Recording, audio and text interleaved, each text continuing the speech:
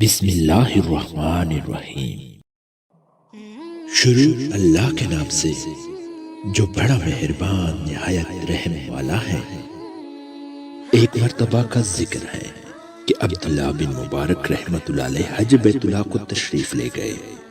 حج سے فراغت کے بعد آپ رحمۃ اللہ علیہ بیت اللہ میں سو گئے۔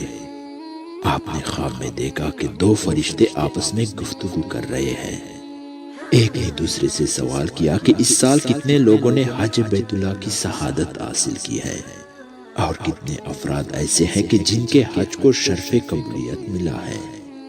دوسرے فرشتے نے جواب دیا کہ اس سال 6 لاکھ افراد نے حج کی ادائیگی کی ہے، مگر ان میں کسی کا بھی حج قبول نہیں ہوا سوائے ایک موچی کے جو حج میں تو شریک نہیں ہوا، مگر اللہ تعالیٰ نے اس کے حج کو شرف قبولیت بخشا ہے اور اس کے صدقے میں سب کا حج قبول کر لیا ہے۔ حضرت عبداللہ بن مبارک رحمۃ اللہ علیہ خواب دیکھنے کے بعد جب بیدار ہوئے تو آپ رحمۃ اللہ علیہ کو اس موچی سے ملنے کا اشتیاق ہوا۔ چنانچہ آپ دمشق پہنچے اور موچی سے ملاقات کی۔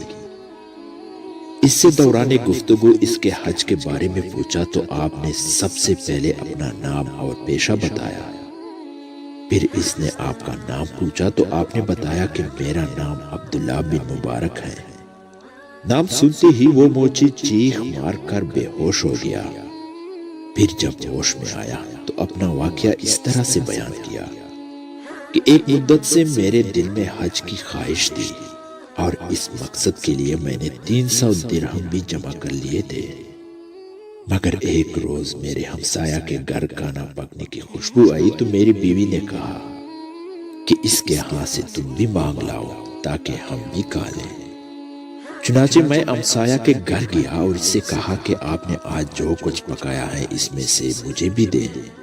اس نے کہا کہ وہ کھانا آپ کے کھانے کے لائق نہیں ہے، کیونکہ میں اور میرے اہل خانہ 7 دن سے فاقہ کشی میں مبتلا تھے، تو میں نے آج مجبوراً مردہ گدے کا گوشت پکا لیا ہے۔ یہ سن کر میں اللہ تعالیٰ کے خوف سے کانپ اٹھا اور واپس اپنے گھر آیا۔ وہاں سے میں نے اپنی تمام جمع شدہ رقم لی اور اس ہمسایہ کو دے دی۔